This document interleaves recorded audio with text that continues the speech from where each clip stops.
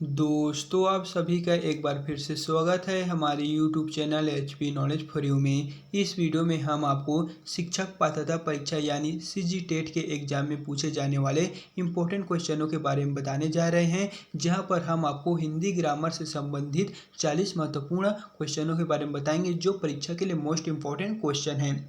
तो आपको यहाँ पर फर्स्ट क्वेश्चन में देखने को मिलेगा, सही वर्तनी का चयन कीजिए। ऑप्शन ए है परीक्षा, ऑप्शन बी है परीक्षा, ऑप्शन सी है परीक्षा, ऑप्शन डी है प्रीक्षा। तो जो सही वर्तनी हो जाएगा वो है ऑप्शन नंबर बी परीक्षा, यही शुद्ध वर्तनी है। फिर सेकंड नंबर का क्वेश्चन है, शुद्ध शब्द क्या है। ऑप्शन ए संपूर्ण, ऑप्शन बी संपूर्ण, ऑप्शन सी संपूर्ण, ऑप्शन डी है संपूर्ण। तो यहाँ पर चारों ही शब्द दिया हुआ है वो संपूर्ण लिखा हुआ है, लेकिन आपको शुद्ध शब्द का चयन करना है। तो इसका राइट आंसर हो जाएगा ऑप्शन बी संपूर्ण, यही इसका शुद्ध शब्द है। एंड इस पीडीएफ को कैसे और कहाँ से डाउनलोड करना है हम आपको वीडियो के एंड में बता देंगे। फिर थर्ड नंबर का क्वेश्चन है, शुद्ध शब्द क्या है। ऑप्शन ए कवित्री, ऑप्शन बी कवित्री, ऑप्शन सी है कवित्री, ऑप्शन डी कवित्री। तो इसका जो राइट आंसर हो जाएगा वो है ऑप्शन नंबर ए कवित्री, यही इसका राइट शुद्ध शब्द है। निरुत्तर शब्द का शुद्ध संधि विच्छेद है। ऑप्शन ए नि प्लस उत्तर, ऑप्शन बी है निह प्लस उत्तर, ऑप्शन सी है निर प्लस उत्तर, ऑप्शन डी है निह प्लस उत्तर। तो फोर्थ नंबर का करेक्ट आंसर है ऑप्शन डी निह प्लस उत्तर, यही निरुत्तर शब्द का शुद्ध संधि विच्छेद है। फिर 5 नंबर के क्वेश्चन में आपको देखने को मिलेगा, पंचवटी में कौन सा यहाँ पर भावात्मक समास है, यानी कि जो पंचवटी शब्द है उनमें कौन सा समाज लगा हुआ है वो आपको बताना है। तो इसका जो राइट आंसर हो जाएगा यहाँ पर, यानी कि ऑप्शन ए में है धिगु, ऑप्शन बी ध्वंद, ऑप्शन सी कर्मधारय है, ऑप्शन डी तत्पुरुष। तो फिफ्थ नंबर का करेक्ट आंसर है ऑप्शन ए धिगु, पंचवटी में धिगु समास लगा हुआ है। चारु शब्द की शुद्ध भावात्मक संज्ञा है। ऑप्शन ए चारूपन, ऑप्शन बी चारुताई, ऑप्शन सी चारुता, ऑप्शन डी चारु।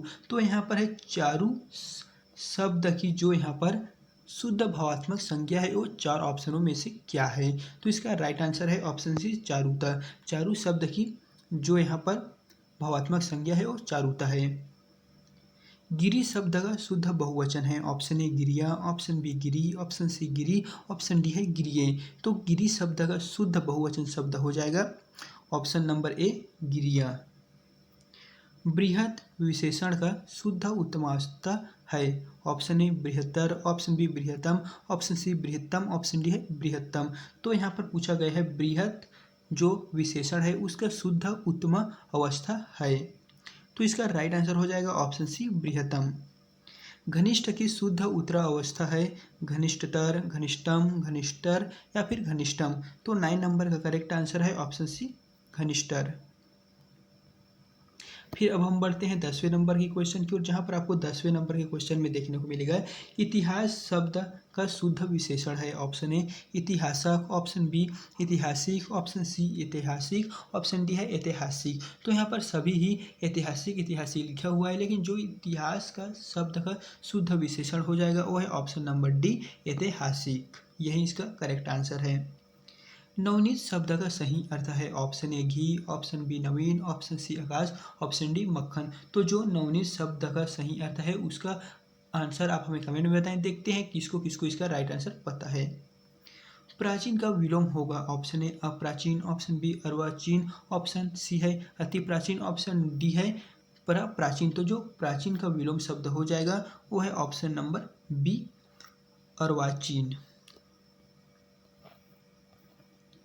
फिर नेक्स्ट क्वेश्चन है, मनुष्यता का विपरीतार्थक है। ऑप्शन ए अमनुष्यता, ऑप्शन बी क्रूरता, ऑप्शन सी बर्बरता, ऑप्शन डी आदि मानवता। तो जो मनुष्यता का विपरीत अर्थक शब्द होगा वो ऑप्शन नंबर ए अमनुष्यता हो जाएगा। जिसका जन्म न हो एक शब्द बताएं, यानी कि जिसका जन्म न हो उसे आप क्या कहेंगे।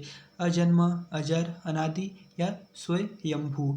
तो इसका राइट आंसर हो जाएगा ऑप्शन ए अजन्म। जिसका जन्म ना हो उसे अजन्म कहते हैं। तो एक शब्द है अजन्म जो आपको ऑप्शन ए में देखने को मिल जाएगा।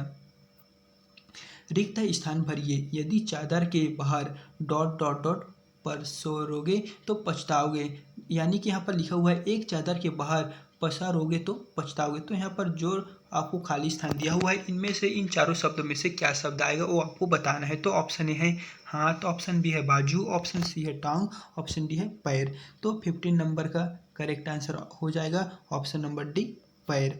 यानी कि यदि चादर के बाहर आप पैर पसारोगे तो पछताओगे, यही इसका करेक्ट आंसर है। फिर 16 नंबर के क्वेश्चन में आपको देखने को मिलेगा, वाक्य में उचित विराम चिन्ह लगाइए। उसने MA B.Ed पास किया है। तो यहाँ पर ऑप्शन ए है MA B.Ed, ऑप्शन बी है MA B.Ed, ऑप्शन सी है MA B.Ed, ऑप्शन डी है MA B.Ed। तो यहाँ पर पूछा गया है वाक्य में उचित विराम चिन्ह लगाइए। तो यहाँ पर जो विराम चिन्ह आपको चारों ऑप्शन में दिया हुआ है, कौन सा विराम चिन्ह वाला MA B.Ed ऑप्शन करेक्ट है, ये आपको बताना है। तो इसका राइट आंसर हो जाएगा option number B, MA B.Ed, यही इसका करेक्ट आंसर है।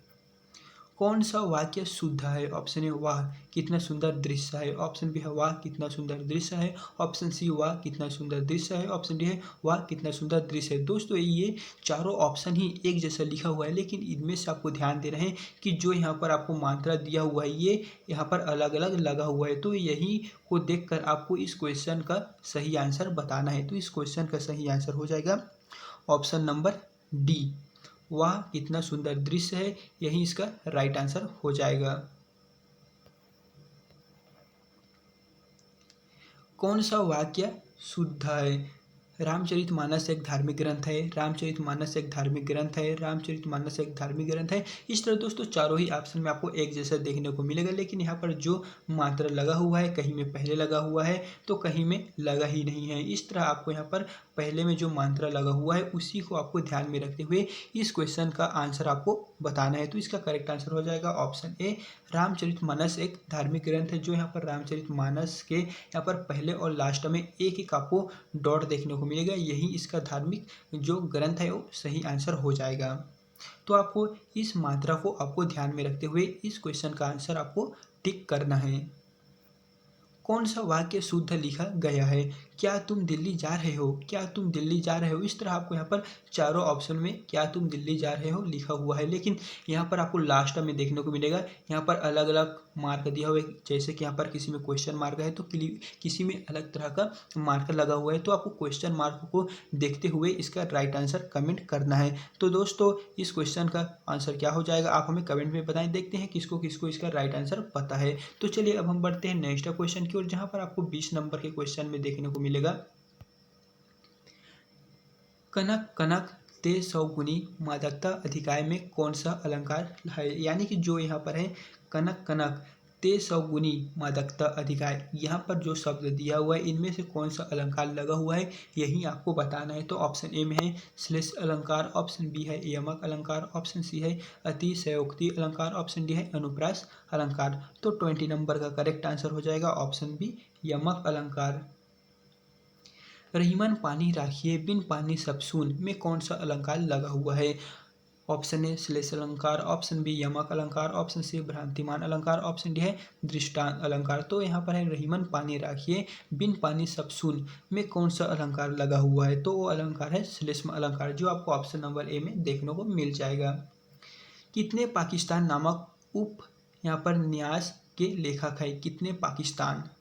ऑप्शन ए है राजेंद्र कुमार, ऑप्शन बी है कमलेश्वर, ऑप्शन सी है सत्य प्रकाश मिश्र, ऑप्शन डी है खुशवंत सिंह। तो 22 नंबर का करेक्ट आंसर हो जाएगा ऑप्शन बी, कमलेश्वर। कितने पाकिस्तान नामक जो उपनिवास है उसके लेखक कमलेश्वर जी हैं, जो आपको ऑप्शन नंबर बी में देखने को मिल जाएगा। फिर आपको 23 नंबर के क्वेश्चन में देखने को मिलेगा, राजेंद्र कुमार द्वारा संपादित पुस्तक आलोचना का विवेक किस विधा से संबंधित है। ऑप्शन ए कहानी, ऑप्शन बी उपन्यास, ऑप्शन सी आलोचना, ऑप्शन डी नाटक। तो यहाँ पर है राजेंद्र कुमार द्वारा संपादित पुस्तक जिसका नाम है आलोचना का विवेक, ये पुस्तक है वो कौन सी विधा से संबंधित है। ऑप्शन ए कहानी, ऑप्शन बी उपन्यास, ऑप्शन सी आलोचना, ऑप्शन डी नाटक। तो आपको बताना है कि ये जो आलोचना का विवेक पुस्तक है वो कौन से विधा से संबंधित है। तो इसका करेक्ट आंसर है ऑप्शन सी आलोचना।